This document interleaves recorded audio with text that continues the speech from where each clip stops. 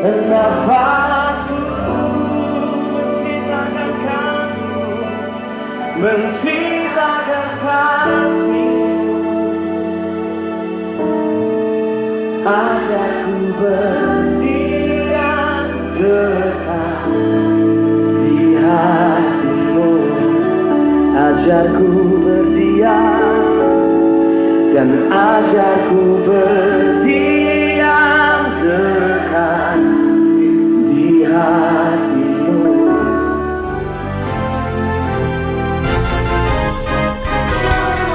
Kita berjumpa lagi dalam ibadah online Pesat Community. Saya percaya saat kita mengikuti ibadah ini, kita diberkati oleh Tuhan. Hari ini kita akan memuji, menyembah, mendengarkan firman Tuhan, dan berdoa. Ada beberapa tips mengikuti ibadah secara online. Pertama, konsentrasi. Fokus pada ibadah dan jangan biarkan perhatian Anda beralih ke hal yang lain. Kedua, ikut terlibat dalam pujian dan penyembahan. Mari hadirkan atmosfer surgawi di rumah Anda. Ketiga, buka hati dan perhatikan khotbah. Percaya bahwa hadirat Tuhan hadir di dalam rumah Anda. Dan keempat, mari ikuti ibadah sampai akhir.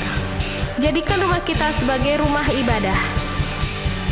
Selamat mengikuti ibadah. Tuhan Yesus memberkati.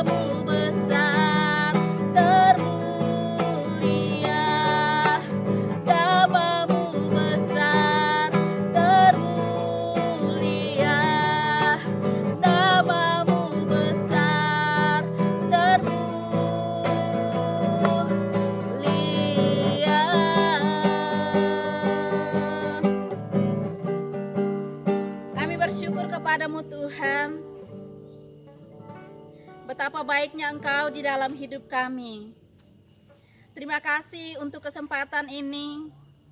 Kami boleh sama-sama memuji, menyembah akan Engkau. Terima kasih Tuhan, kami bersyukur karena kami boleh menyembah kepada Allah yang benar. Kami boleh menyembah kepada Allah yang hidup. Terpujilah Engkau Tuhan. Dalam nama Yesus kami berdoa dan bersyukur. Haleluya. Amin. Baik Bapak Ibu, kita akan sama-sama mendengarkan firman Tuhan. Biarlah firman Tuhan di hari ini boleh semakin meneguhkan kita, semakin menguatkan kita di dalam panggilan kita mengiring akan Tuhan. Ladang sudah menguning.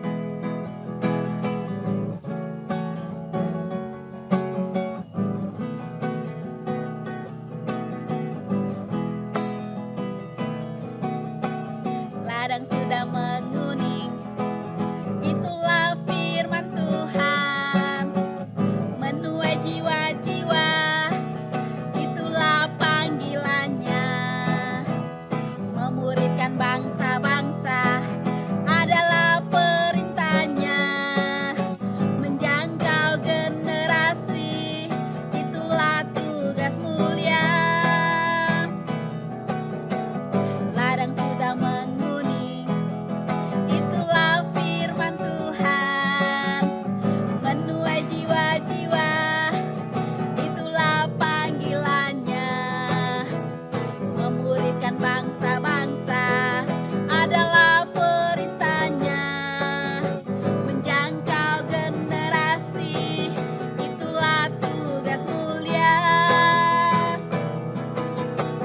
Ayo mari-mari bergandeng tangan untuk memuridkan bangsa tercinta. Ayo mari-mari bersatu hati untuk menjangkau generasi.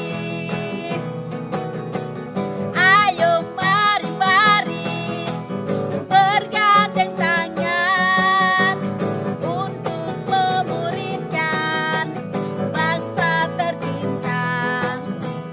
Ayo mari-mari bersatu hati untuk menjangkau generasi, untuk menjangkau desa-desa, untuk menjangkau suku-suku.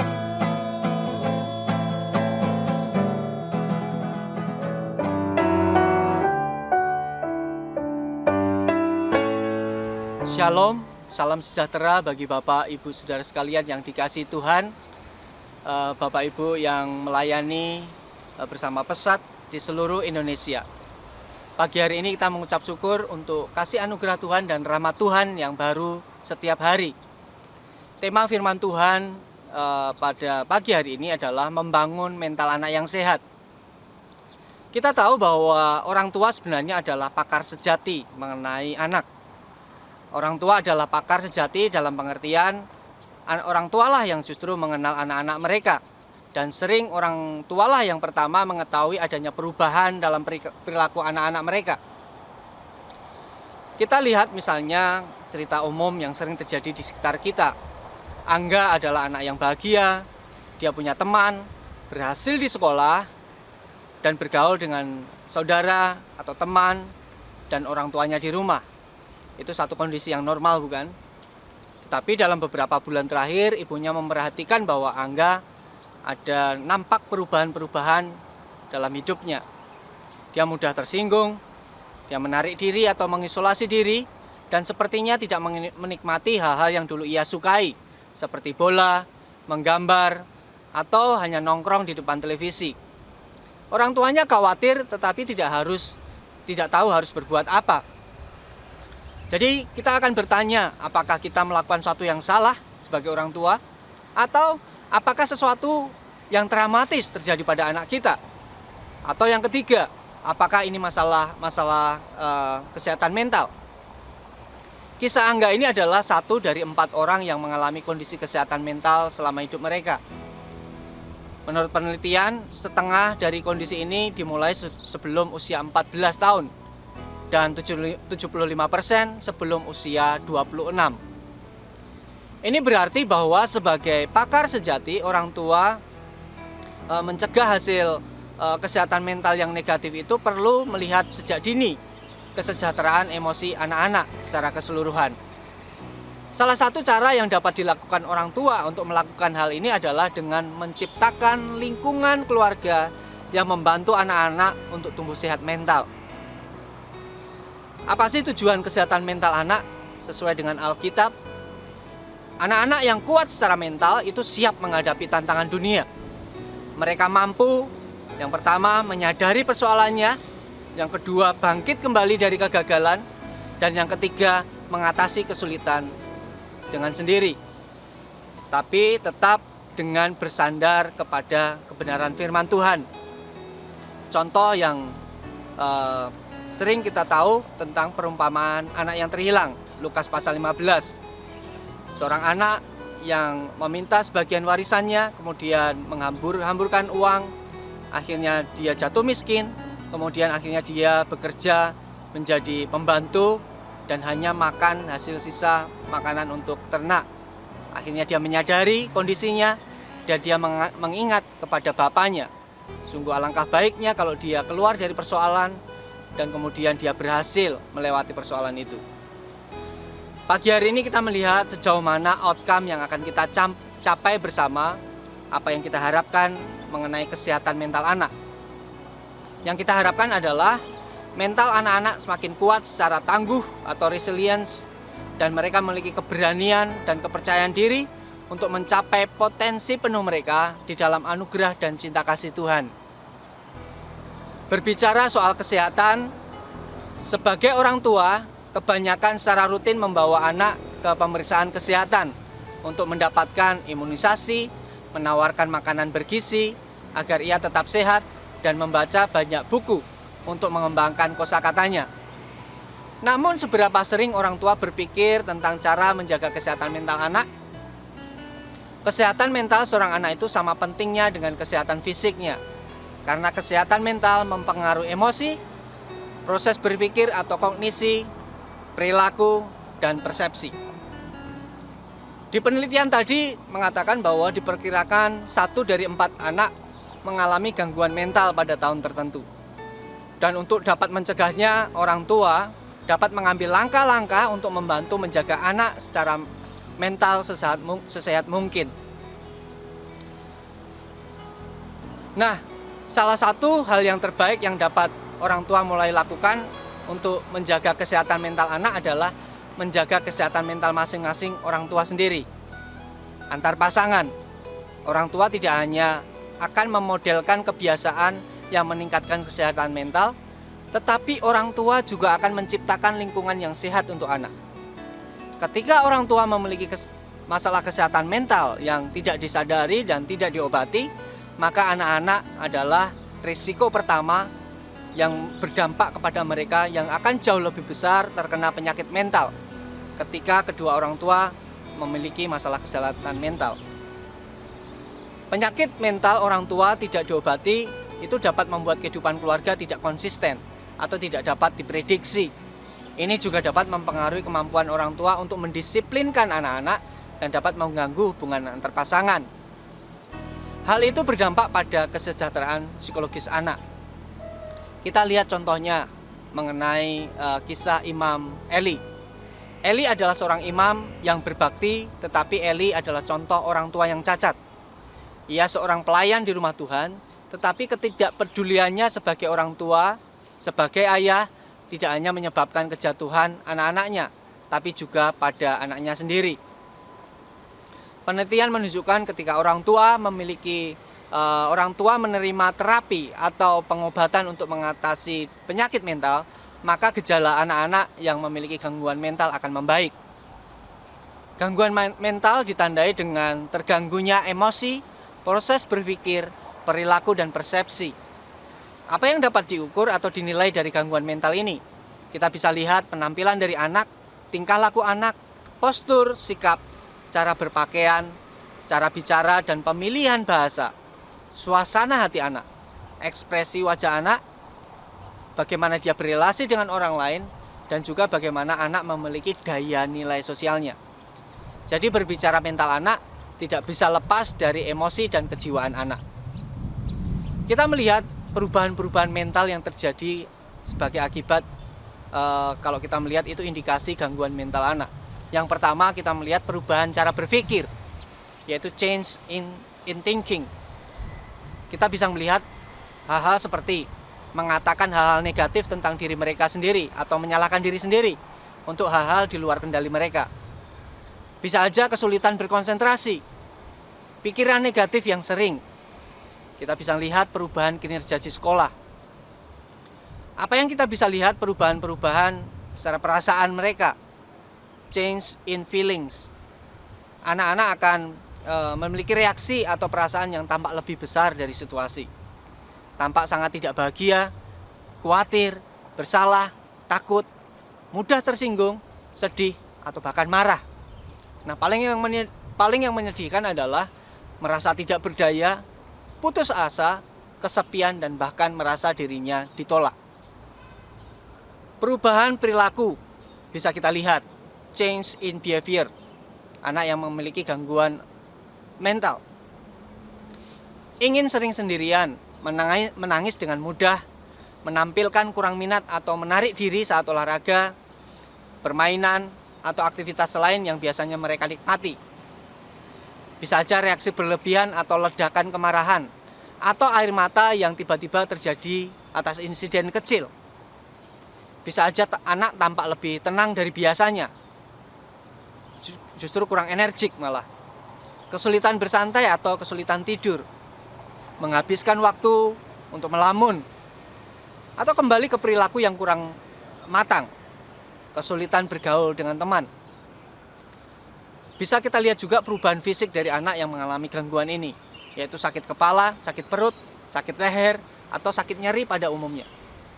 Kurang energi atau merasa lelah sepanjang waktu, masalah tidur atau masalah makan, terlalu banyak energi atau kebiasaan gugup seperti menggigit kuku, memuntir rambut, atau mengisap jempol. Nah, itu hal-hal yang memberikan kita indikator bahwa anak mengalami gangguan mental.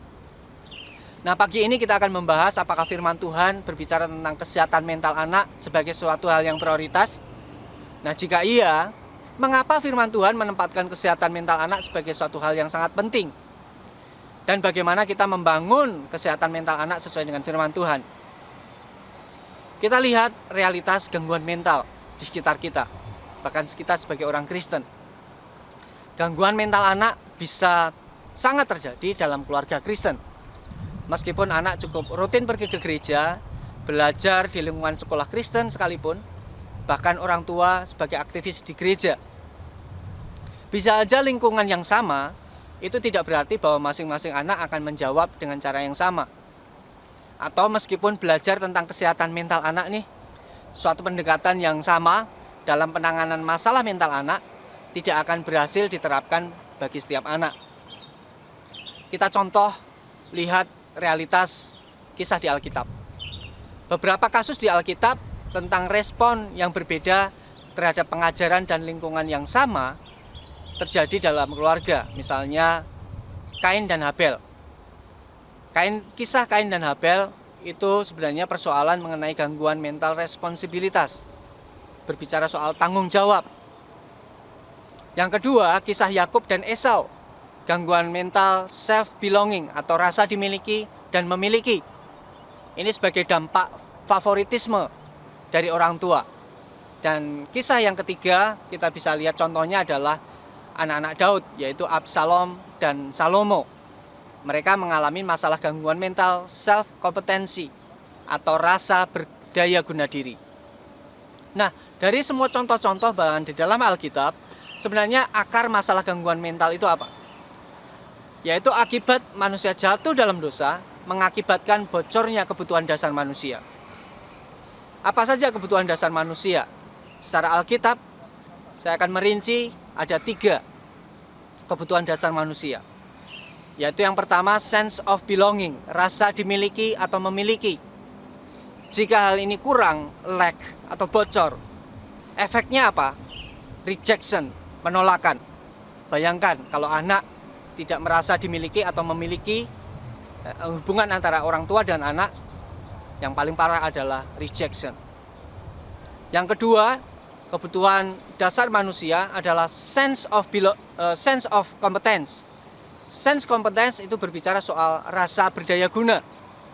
Nah, kalau hal ini lack atau bocor, kurang, efeknya apa? Efeknya adalah kelemahan dan ketidakberdayaan, weakness and helplessness.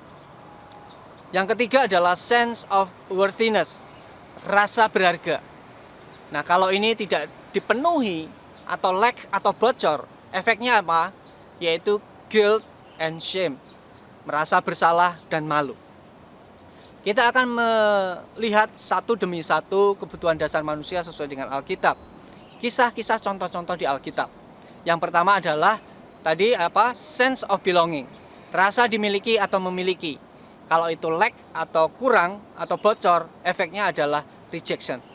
Iblis sangat tahu sekali bagaimana menghancurkan anak Tuhan melalui sense of belonging ini, yaitu rejection. Mari kita lihat. Contoh misalnya saya ambil di Kejadian pasal 25, kisah tentang Esau dan Yakub. Nah, tampilan favoritisme oleh orang tua itu menyebabkan masalah besar di rumah Esau dan Yakub. Itu memperdalam persaingan antara saudara-saudara dan akhirnya itu menghancurkan keluarga. Kita lihat favoritisme terjadi. Ishak sayang kepada Esau sebab ia suka makan daging buruan, tetapi Ribka kasihnya kepada Esau. Ini awal dari kesalahan Ishak dan Ribka. Mereka memiliki anak-anak favorit. Mereka pilih kasih atas anak-anak mereka. Ini menyebabkan satu hal yang paling trauma atas kerusakan kepribadian seorang anak. Kita tahu tadi Ishak lebih sayang kepada Esau dan Ribka lebih sayang kepada Yakub. Yang pertama ada rivalitas, persaingan. Nah, dalam diri anak-anak mereka, anak-anak saling bersaing untuk merebut hati orang tuanya. Akibatnya, saudara sendiri itu dianggap sebagai saingan yang harus dikalahkan dan bukan saudara kandung yang harus dikasihi.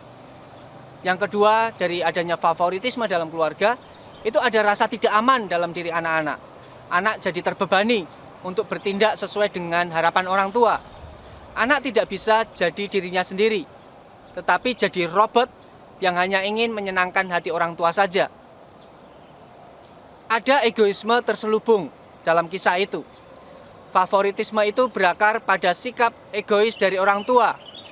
Mereka lebih mengasihi anak-anak yang menyenangkan hatinya. Yang pertama, Ishak mengasihi Esau karena ia suka makan daging dan Esau sering memberinya daging buruan. Ini kalau kita lihat Esau ini tipikal anak ekstrovert. Siapa sih ayah yang nggak senang kalau memiliki anak yang sama-sama memiliki hobi yang sama? Yang kedua, Ribka mengasihi Yakub karena Yakub lebih sering di rumah dan membantunya menyelesaikan pekerjaan rumah. Ini kalau kita lihat tipikal Yakub adalah tipikal introvert. Ibu mana sih yang tidak sayang kepada anaknya kalau anaknya itu suka di rumah, rajin beres-beres di rumah, membantu orang tuanya setrika, nyapu, semuanya beres di rumah. Nah, sikap seperti ini jelas terbalik. Seharusnya orang tua yang harus menyenangkan hati anak-anaknya. Berikutnya, kisah ini terjadi sebagai akibat adanya komunikasi yang terputus. Hal di atas diperparah oleh komunikasi yang putus. Mereka tidak berusaha menjembatani perbedaan, tapi malah melanggengkannya. Mereka malah membangun tembok, bukannya jembatan. Padahal solusinya sederhana saja kalau kita lihat cerita ini. Kuncinya adalah kesediaan untuk mendengarkan satu dengan yang lain. Karena ini adalah kunci dari komunikasi, yaitu mendengar dengan baik. Hasil riset di Amerika menunjukkan bahwa keluarga yang memiliki tradisi melakukan makan bersama di meja makan bersama, anak-anak mereka cenderung tidak memakai narkoba, melakukan seks bebas, dan membuat keonaran. Nah, yang berikutnya kita lihat dari kisah keluarga Ishak dan Ribka adalah adanya gejala Pygmalion Complex. Apa sih yang dimaksud Pygmalion Complex? Yaitu kecenderungan orang tua untuk membentuk seorang anak agar seperti diri mereka. Misalnya ini yang sering terjadi dalam diri kita, orang tua. Karena cita-cita orang tua supaya anak jadi dokter, ia akan membentuk anaknya sedemikian rupa dengan disekolahkan, dileskan, berbagai macam pelajaran. Bahkan nggak ada waktu sehari untuk bermain. Supaya apa tujuannya? Agar anak menjadi dokter, tanpa memperhatikan keinginan pribadi si anak. Nah, anak dibentuk sesuai selera orang tua dalam gejala Pygmalion Complex. Seharusnya anak dibiarkan bertumbuh dengan alamiah sesuai dengan self competence-nya, kekuatan daya guna yang dimilikinya. Setiap anak itu unik. Ia memiliki kelebihan dan kecerdasan bawaan yang kita harus hargai hal ini. Jadi jangan memaksa anak menjadi seperti yang kita inginkan. Nah, kita tahu kalau sense of belonging ini lack atau kurang efeknya adalah penolakan, rejection. Nah, bagaimana kita mempersiapkan anak sejak dini, yaitu anak-anak harus merasa dimiliki atau anak-anak merasa memiliki bagian dari orang tua. Jadi ini adalah perkara hubungan antara orang tua dan anak. Berikutnya yang kedua, kita melihat sense of competence atau rasa berdaya guna. Efeknya adalah weakness and helplessness. Dia merasa lemah dan tidak berdaya. Kita lihat contoh dari kasus Kain dan Habel di Kejadian pasal 4. Nah, pernah enggak kita menjadi korban dari emosi orang lain yang tidak terkendali? Atau mengorbankan orang lain karena emosi kita yang tak terkendali? Itu karena dosa, pikiran dan emosi kita itu menjadi rusak. Kita lihat kelemahan dan ketidakberdayaan dalam Kejadian pasal 4 ayat 6. Setelah persembahan Kain ditolak oleh Tuhan, Tuhan bertanya kepada Kain, "Mengapa hatimu panas dan mukamu muram?" Ini adalah pertanyaan yang biasa kita sebagai seorang konselor melihat ini adalah pertanyaan pembuka untuk menanyakan bagaimana keadaan, kondisi, suasana perasaan dari klien. Ini kita lihat sebagai konseling anak remaja pertama di Alkitab. Tuhan memberikan solusi dan mengingatkan konsekuensinya di ayat-ayat ini dengan berkata, "Jika engkau tidak berbuat baik, dosa sudah mengintip di depan pintu. Ia sangat menggoda engkau, tetapi engkau harus berkuasa atasnya." Itu di ayat yang ke-7. Nah, kita lihat teguran peringatan Tuhan. Apa responnya Kain? Nah, tindakan Kain setelah mendapat teguran dan ajaran dari Tuhan, Kain terus mengeraskan hatinya. Ia telah mematikan hati nuraninya dan justru membunuh adiknya. Darah Habel berteriak kepada Tuhan. Dan ketika Tuhan bertanya kepada Kain, apa jawab Kain? Ketika Adam ditanya oleh Tuhan, justru ia menyalahkan Hawa. Jadi ini kita melihat satu pola yang sama, bahwa ini sifatnya menular, contagious, menular. Bahwa Adam menyalahkan Hawa, Hawa menyalahkan ular. Demikian juga terjadi pada anak-anak mereka. Kain seharusnya menjaga adiknya, justru dia melepas tanggung jawab, membuang tanggung jawab. Jadi dampak lack dari kekuatan dan penguasaan diri adalah membuang tanggung jawab. Ini adalah suatu hal yang paling tragis yang terjadi dalam seorang remaja manapun, yaitu sebagai konsekuensi responnya terhadap dosa dengan membuang tanggung jawab. Di sini kita bisa melihat bahwa orang berdosa akan melakukan dosa lainnya. Waktu Tuhan menanyakan tanggung jawab Kain sebagai kakak akan adiknya, Kain menjawab Tuhan dengan kurang ajar. "Aku tidak tahu, apakah aku penjaga adikku?" Ini adalah contoh bagaimana generasi seorang pemimpin itu rusak. Karena seorang pemimpin harus menjaga tanggung jawabnya, responsibilitasnya. Kita belajar dari hal ini bahwa untuk membangun sense of competence bagi anak, kita ingat biarkan anak itu merasa nyaman dengan berbagai persoalan yang dihadapi dengan sendirinya. Meskipun tergoda untuk membantu anak, jadi kapanpun ia berjuang, kita jangan menjadi penyelamat bagi anak. Karena menyelamatkan anak dari kesusahan dengan segera akan semakin membuat anak tidak berdaya. Biarkan anak mengalami kehilangan mungkin. Biarkan dia merasa bosan mungkin. Satu kali juga mungkin dia berkeras akan tanggung jawabnya, bahkan ia tidak mau akan tanggung jawab. Tapi kita perlu dengan dukungan dan bimbingan dan perjuangan itu dapat membantu anak justru membangun kekuatan mental. Kita harus melihat bahwa seharusnya Kain bertanya kepada Habel atau orang tuanya bagaimana agar persembahannya itu bisa diterima oleh Tuhan. Namun justru Kain memilih untuk membunuh adiknya.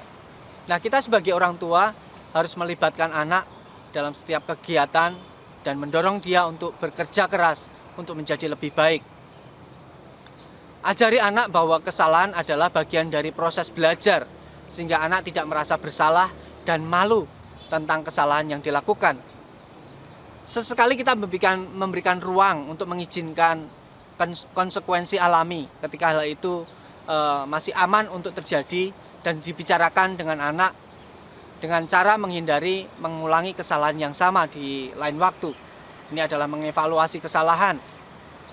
Nah, berikutnya kita melihat bahwa yang dalam kompetensi sense of competence ini adalah misalnya menekankan pentingnya kejujuran dan kasih sayang daripada menang dengan cara apapun. Sering terjadi orang tua mengikutkan perlombaan nih ceritanya. Itu memang sangat baik dan diharapkan setiap anak punya kesempatan untuk dia mengalami namanya perjuangan dalam ikut perlombaan. Namun terkadang harapan orang tua yang paling utama adalah menjadi juara bagi orang tua, bukan menjadi juara bagi diri anak itu sendiri. Misalnya, kita sering bertanya kepada anak selesai anak ikut perlombaan, "Nak, gimana lombanya? Menang?" Nah, sedikit sekali orang tua yang justru menanyakan, "Nak, bagaimana perlombaan tadi? Apakah menyenangkan?" Jadi dalam hal ini bukan soal perlombaannya. Jadi bukan compete, melainkan complete. Bukan soal bersaing, tetapi melainkan soal melengkapi. Suatu pertandingan dijadikan sebagai usaha untuk melengkapi potensi anak, bukan untuk usaha persaingan. Jangan membangun pencapaian pada anak untuk bersaing. Nah, kita juga melihat jangan menenangkan anak ketika ia marah dengan segera atau menghiburnya dengan segera setiap kali dia sedih. Ajari dia cara menghadapi emosi yang tidak nyaman. Jadi dia tidak tumbuh tergantung pada orang tua untuk mengatur suasana hatinya. Anak-anak yang memahami perasaan mereka adalah anak-anak yang tahu cara menghadapi, itu lebih siap menghadapi tantangan. Nah, kita sering menghadapi persoalan anak seperti ini. Ibu dengan anak, kalau kita ibu membawa ke anak ke supermarket, kadang anak minta ini, minta itu, minta ini, minta itu. Nah, ada anak kalau ingin permen, kadang orang tua ingin menegur atau ingin mengingatkan, "Tidak ya, Nak, untuk tidak hari ini." Terus anak tetap merengek-rengek, "Tetapi kenapa ibu? Aku ingin permen." Karena ibu merasa nggak enak, tapi ingin mengingatkan bahwa, "Nak, ini terlalu dekat dengan makan malam. Kamu sudah makan cukup banyak permen hari ini." Tetapi anak kadang merengek-rengek dan merengek-rengek. "Tetapi aku ingin permen, aku ingin permen." Orang tua harus mengambil sikap. Kadang mengatakan kepada anak, "Tidak, Jimmy, tidak Nak, tidak sekarang. Kamu harus dengar dengarkan ibu." Nah, peristiwa-peristiwa ini adalah peristiwa umum yang kadang terjadi di sekitar kita antara orang tua dengan anak.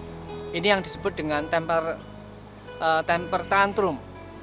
Adalah persoalan normal pada perilaku anak kecil dalam mengungkapkan kejengkelannya ketika belum memiliki kata-kata yang memadai untuk mengungkapkan frustasinya atau belum memiliki kemampuan mengontrol dirinya. Bentuknya banyak, misalnya berguling-guling saat menangis, menendang-nendang benda, atau membanting pintu saat ngambek. Nah, membangun kekuatan mental melibatkan penerimaan tanggung jawab pribadi. Ketika anak melakukan kesalahan atau perilaku buruk, izinkan ruang penjelasan, tetapi bukan alasan. Koreksi anak jika ia mencoba menyalahkan orang lain atas cara berpikir, merasakan, atau berperilaku. Nah, bagaimana kita membangun resilience pada anak jika anak mengalami kelemahan dan ketidakberdayaan? Jadi perlunya kekuatan dan self-control. Self-control itu penting bagi setiap anak kita, karena itu akan mempengaruhi bagaimana cara dia mengambil tindakan menghadapi persoalan. Nah, berikutnya yang ketiga adalah sense of worthiness, rasa berharga. Kalau ini kurang atau bocor atau tidak dipenuhi, efeknya adalah merasa bersalah dan malu. Nah, bagaimana kita membangun resilience pada anak dengan kebutuhan rasa bersalah dan malu? Justru kita memberikan yaitu kebutuhan namanya rasa berharga pada anak. Kita akan bahas kisah ini misalnya di 2 Raja-Raja pasal 5. Nah, kisah Naaman dengan gadis Israel. Tentu kita sudah pernah mendengar cerita ini. Seringkali kita buat cerita untuk anak-anak di sekolah minggu. Anak gadis Israel berbicara di depan Panglima Raja Aram. Bayangkan, siapa sih anak ini yang demikian berani, memiliki self-esteem yang bagus, self-worth yang bagus, rasa berharga, percaya diri yang bagus. Anak kecil yang itu adalah tawanan bangsa Aram, tapi dia berani berbicara di depan Panglima Raja Aram. Anak gadis yang memiliki nilai diri yang baik, yang sangat luar biasa, meruntuhkan rasa bersalah dan rasa malu. Jadi justru anak ini memberikan advice bagi Naaman untuk menghadap Nabi di Samaria. Nah, di Kejadian pasal 37 ayat 3 kita menemukan self-esteem atau self-worth yang salah. Bagaimana menumbuhkan self-esteem atau rasa berharga yang salah dari kisah Yakub dan Yusuf, dengan cara dia memberikan sesuatu yang indah, maha indah, yaitu baju yang indah dibanding saudara-saudaranya. Bukan cara yang seperti itu kalau kita ingin memberikan rasa percaya diri anak. Justru itu akan mencelakakan anak. Berikan pujian yang tulus dan realistis. Mengatakan hal-hal seperti, "Nak, kamu adalah anak yang paling cerdas," itu tidak akan membantu anak mengembangkan harga diri yang sehat. Hindari memuji hal-hal yang tidak dapat dia kendalikan, seperti penampilannya atau seberapa pintar dia. Sebaliknya, pujilah usahanya itu sesuai tujuan untuk menggerakkan perilakunya. Jadi pujian itu harus sampai pada menggerakkan perilakunya yang lebih baik. Jadi supaya anak lebih berusaha, berjuang keras, dan menjauhi pujian yang berlebihan. Sulit bagi anak-anak untuk merasa kuat secara mental ketika mereka memborbardir diri mereka sendiri dengan pikiran-pikiran kekecewaan, atau ketika mereka memprediksi hasil bencana di depan. Ajari anak untuk membingkai ulang pikiran negatif sehingga dia bisa berpikir lebih realistis. Bingkai ulang dengan ajari anak memperkatakan hal-hal yang lebih positif, realistis berdasarkan firman Tuhan. Jika anak-anak menghindari sesuatu yang menakutkan, ia tidak akan pernah mendapatkan kepercayaan diri yang ia butuhkan untuk menangani perasaan tidak nyaman. Apakah anak kita takut akan kegelapan misalnya, atau ia takut bertemu orang baru? Bantu anak menghadapi ketakutannya selangkah demi selangkah. Kadang kita perlu bersorak, orang tua ya. Pujilah usahanya dan berikan penghargaan padanya karena berani, dan ia akan belajar bahwa dia adalah anak yang cakap, yang bisa menangani masalah untuk melangkah keluar dari zona nyamannya. Kita bisa juga menjadikan satu cara yang sangat efektif sekali, yaitu jadikan rasa syukur sebagai prioritas. Bersyukur adalah obat luar biasa untuk dapat mengasihi diri dan menjadi kuat secara mental. Kita perlu memberikan ruang untuk mengasihi diri dan menjadikan kuat secara mental. Yaitu bantu anak menegaskan semua hal baik di dunia, sehingga bahkan pada hari-hari terburuknya dia akan melihat bahwa ia harus bersyukur. Bersyukur bahwa saya dengan keadaan fisik seperti ini, dia mengucap syukur di hadapan Tuhan. Setiap hari menjadi latihan yang konsisten setiap hari. Rasa syukur dapat meningkatkan suasana hati seorang anak dan mendorong pemecahan masalah secara proaktif. Jadi kita perlu resilience bagi anak. Ketika kita berbicara tentang ketahanan atau resilience, kita berbicara tentang kemampuan seorang anak untuk menghadapi pasang surutnya suasana hati, emosi, dan bangkit kembali dari tantangan yang mereka alami selama masa anak-anak. Misalnya peristiwa-peristiwa pindah rumah, pindah sekolah, belajar menghadapi ujian, atau menghadapi kehilangan, kematian orang yang dicintai. Membangun ketahanan membantu anak-anak tidak hanya untuk menghadapi kesulitan saat ini yang merupakan bagian dari kehidupan sehari-hari, tetapi juga untuk mengembangkan keterampilan dan kebiasaan dasar yang akan membantu mereka menghadapi tantangan di kemudian hari, pada masa remaja dan pada masa dewasa nanti. Ketangguhan atau resilience bukanlah sesuatu yang kita miliki sejak lahir. Kita membangunnya melalui pengalaman. Dan dengan pengalaman ini, anak-anak memperoleh keterampilan untuk mencegah masalah seperti depresi, kecemasan, dan masalah emosional lainnya. Dan yang sama pentingnya untuk mengatasi masalah ketika mereka muncul. Jika orang tua, jika Anda itu seorang profesional, yaitu misalnya seperti pendidik, guru di sekolah atau guru sekolah minggu, atau profesional lainnya yang bekerja dengan anak-anak, penting untuk membangun resilience pada anak. Ini penting bagi kesehatan mental anak-anak. Anak-anak dengan ketahanan yang lebih besar, lebih mampu mengelola stres yang merupakan respon umum terhadap peristiwa-peristiwa yang sulit. Stres adalah faktor risiko kondisi kesehatan mental anak, seperti kecemasan, depresi, jika tingkat stresnya parah atau berkelanjutan. Jadi kesimpulan kita, bagaimana kita membangun resilience, baik itu bagaimana kita membangun sense of belonging, sense of competence, dan sense of worthiness. Bagaimana kita membantu anak-anak mengembangkan kekuatan mental mereka. Yang pertama, melatih anak untuk mengganti pikiran negatif dengan pikiran yang lebih berdasar firman Tuhan dan realistis. Yang kedua, membantu anak belajar mengendalikan emosi, sehingga emosi tidak mengendalikan mereka. Dan yang ketiga, menunjukkan kepada anak cara mengambil tindakan atau perilaku positif. Sekian dan Tuhan memberkati.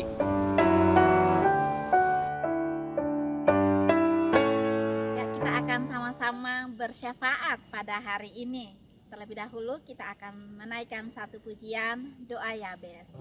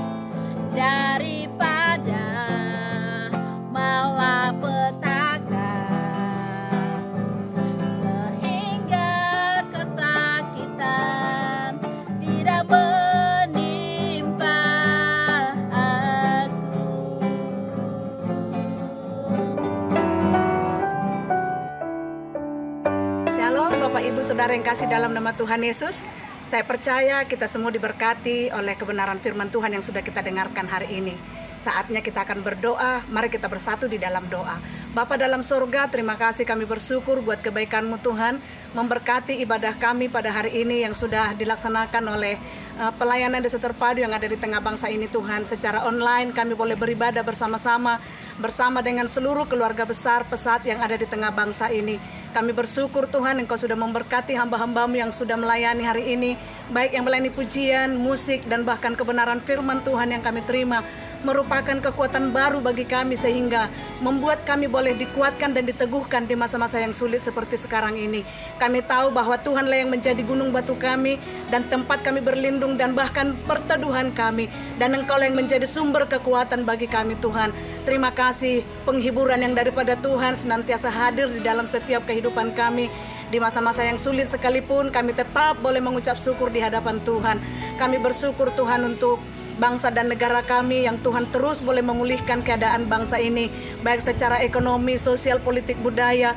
Tuhan menjamah dan melawat secara khusus para pemimpin kami Tuhan. Kami bersyukur Kau memberkati Bapak Presiden, Gubernur, Bupati, Camat, Kepala Desa, RT yang ada di seluruh Indonesia. Kau memakai mereka Tuhan menjadi seorang pemimpin yang takut akan Tuhan. Bahkan di dalam tanggung jawab mereka juga Tuhan memberikan kesehatan, kekuatan yang baru kepada mereka. Di masa-masa yang sulit, Tuhan menolong mereka sehingga mereka bertanggung jawab di dalam wilayah mereka masing-masing. Terima kasih Bapak, kami bersyukur memberkati semua hamba-hamba Tuhan yang melayani di tengah bangsa kami. Bahkan gereja Tuhan yang ada di tengah bangsa ini, biarlah Tuhan yang memberkati dan memakai setiap pelayanan mereka.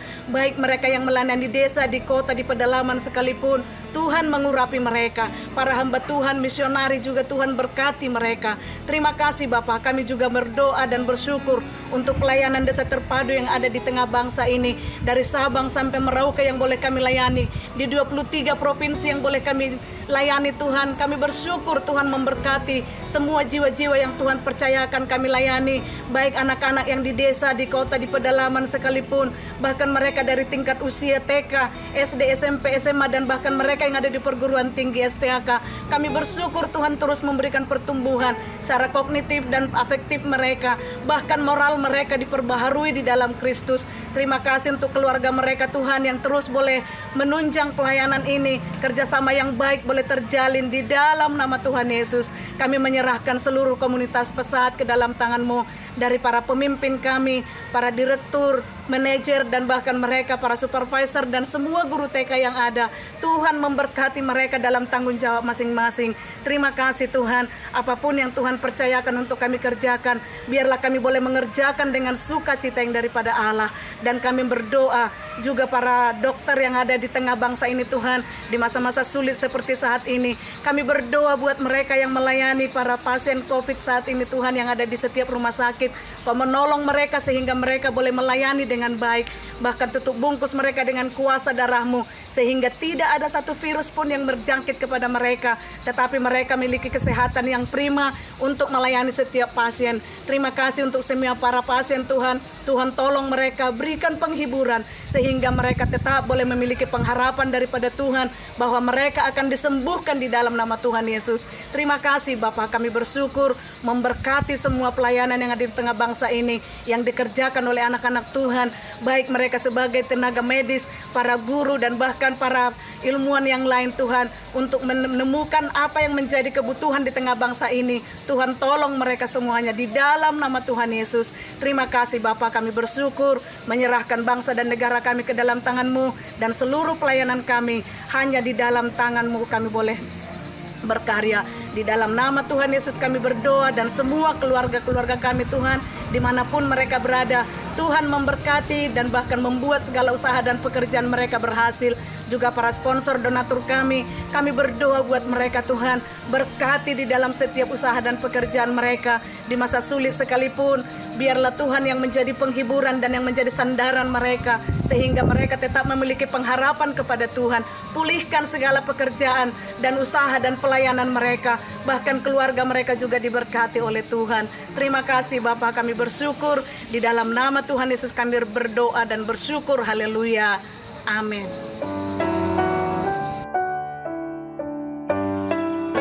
Untuk mengakhiri ibadah pada pagi hari ini, saya akan memimpin dalam doa penutup dan doa berkat. Mari kita berdoa. Marilah kita arahkan hati dan pikiran kita kepada Allah Bapa di surga yang adalah sumber berkat, sumber kehidupan, dan sumber dari segala yang ada. Sambil kita mengangkat kedua tangan di hadapannya, marilah kita menerima berkat daripada Tuhan. Kiranya Tuhan memberkati engkau dan melindungi engkau. Kiranya Tuhan menyinari engkau dengan wajahnya dan memberi engkau kasih karunia. Kiranya Tuhan menghadapkan wajahnya kepadamu dan memberi engkau damai sejahtera. Terimalah berkat dari Allah Bapa di surga, kasih karunia dari Tuhan kita Yesus Kristus, serta pertolongan dan penghiburan dari Roh Kudus akan menyertai kita sekalian dari sekarang sampai selama-lamanya. Maranatha. Amin. Tuhan memberkati. Terima kasih untuk kebersamaan kita dalam ibadah kali ini. Sampai jumpa lagi, Tuhan Yesus memberkati.